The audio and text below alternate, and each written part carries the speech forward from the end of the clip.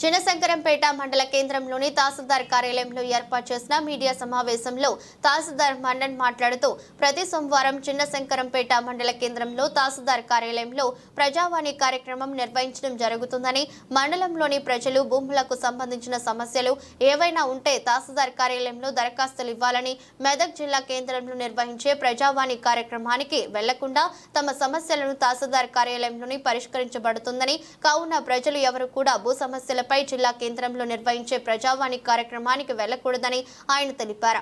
మండల కేంద్రంలో నిర్వహించే ప్రజావాణి కార్యక్రమాన్ని ప్రజలు సద్వినియోగం చేసుకోవాలని కోరారు.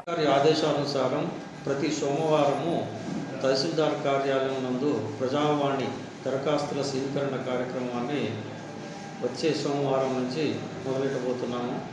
ఇట్టి ప్రజావాణి కార్యక్రమంలో శంకరంపేట మండల ప్రజలు మరియు పట్టేదారులు తమకు సంబంధించిన భూ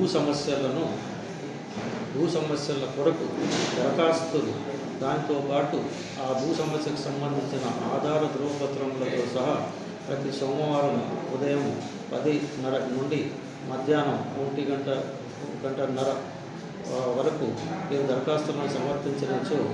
మేము స్వీకరించి అట్టి భూ సమస్యలకు పరిష్కారం చేయడానికి ప్రయత్నం చేస్తాము. మరియు ఇంటి మనం శంకరంపేట మండల ప్రజలు కానీ పట్టేదారులు కానీ ఇట్టి భూ సమస్యలకు సంబంధించి ప్రతి సోమవారము కలెక్టర్ ఆఫీస్లో జరిగే ప్రజావాణికి వెళ్ళనవసరం లేదు.